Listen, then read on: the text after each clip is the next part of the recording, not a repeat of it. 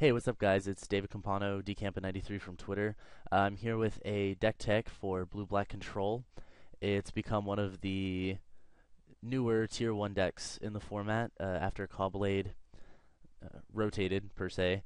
Um, this deck has kind of filled in the control role in the metagame. Blue-White Control does still exist, but I think Blue-Black is definitely where it's at as far as control goes. Just going over the deck list real quick, we have your basic blue-black mana base. You've got the 12 dual lands, the man lands, fast lands, and just the regular M10, M11 lands. Um, 6 islands, 4 swamps. A lot of people are running 5 and 5, but I prefer to have six because I prefer 6 islands just because you really want that double blue for Jace on turn 3. Some people like the fifth swamp because it kind of helps you get the Inquisition Duress on turn 1, but a lot of times you have a Darkslick Shores or something of the sort, or your turn 1 is spent playing like Creeping Tar Pit, so a lot of times it's not super relevant, and it seems to work out just fine. And then just the 4 tectonic edges for Valakuts and Celestial Colonnades and other tar pits. Going over the 1 drops, you've got your 4 Preordains, nothing too special there, just draw spell. And then you've got 4 Inquisition of Kozilek and 2 Duress. A lot of people run like 1 Duress, 1 Despise, or 2 Despise and no Duress. But I personally think that Duress has a better chance at hitting since it's non-creature as opposed to just a creature or a planeswalker. Because usually Inquisition of Kozilek is going to hit any early creatures like a Lotus Cobra or something of that sort. So Inquisition usually deals with the creatures that you want to deal with, and so Duress is there to deal with like the big spells that you don't want to see play. And as far as like higher drops that Despise could get, a lot of times you have like a mana leak or some removal spell for the larger creatures. So I think Duress does what it needs to do well, and of course Inquisition is an all-star. Over in the 2 drop slot, you have your 4 mana leaks. Those are the counter package for the deck. Usually used within the first couple of turns to slow your opponent's tempo while you build up to 5 and 6 mana and kind of start taking control of the game.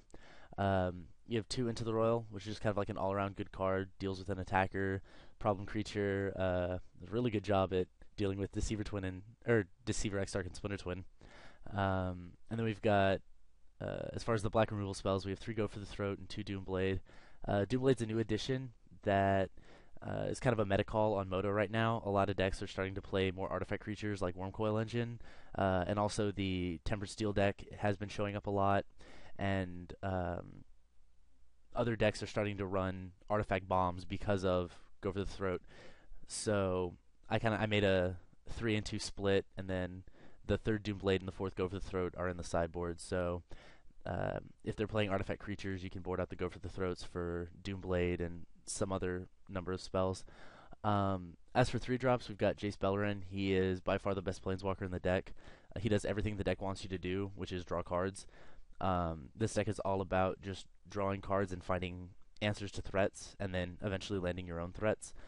So Jace is just totally powerful. Landing him on turn 3 is usually a good way to set up, but also on turn 3 you have Seagate Oracle, who is my own little addition to the deck. Some decks run like 1 or 2, but I've been pretty happy with 3, just because he does what this deck wants to do. He's a blocker against the aggro matchup, so he can kind of hold the fort down while you're building up, and he also finds you a reactive spell, whether it be another dig spell or a removal spell or one of your finishers. Seagate Oracle is just an all-around great card, and I'm never disappointed to draw him.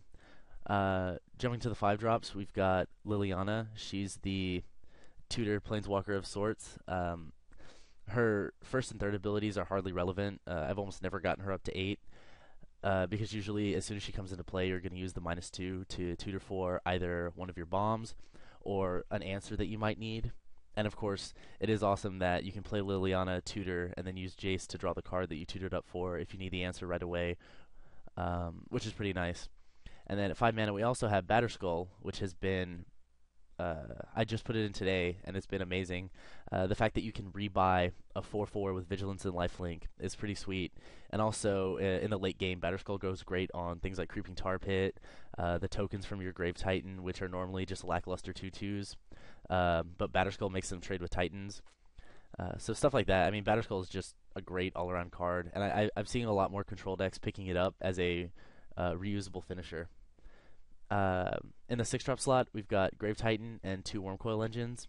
This spot usually has a lot of debate for the blue-black control decks. You could run Consecrated Sphinx, you can run Frost Titan, you can run Grave Titan, you can run Wormcoil Engine. A lot of lists have been favoring Grave Titan because he has 10 power for 6 mana, which is pretty hard to beat. I personally like Consecrated Sphinx a lot. However, I don't own any on Moto, so that's why they're not in this list. But I've actually been pretty happy with the Wormcoil Engines. As I had said before, Go for the Throw is extremely popular online, so playing a bomb that neutralizes one of the biggest removal spells in the format is pretty good. And then, of course, you have your 1 of Grave Titan. And then to round out the main deck, you've got a 1 of Black Sun Zenith as kind of a board wipe for the aggro decks. A lot of times you're casting it where X is anywhere from 1 to 3 to deal with the weenie decks and such. It's actually really good against the Tempered Steel deck if you manage to make it to turn 3 before they've dropped Tempered Steel.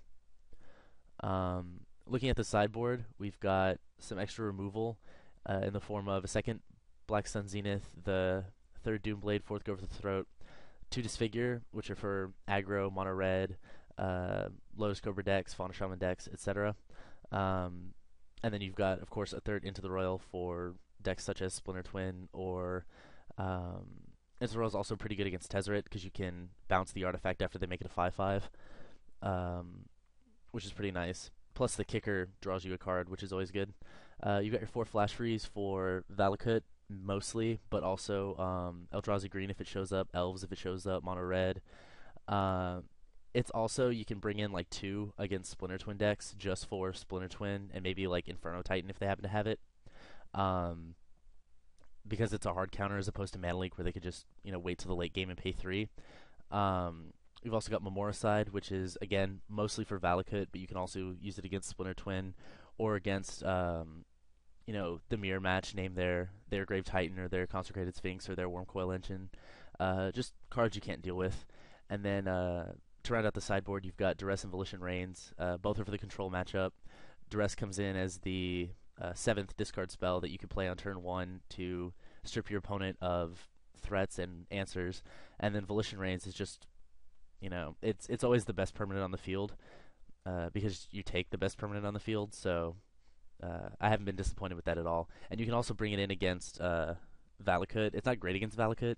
Usually you want to just bring in like counterspells and removal, but stealing like a Primeval Titan and getting to landfall with it, or just using it to block another Primeval Titan, or to save you from dying, is never a bad thing. So, anyways, that's the deck, and look for me to be posting some games with it as I hopefully enter a daily within the next couple of hours.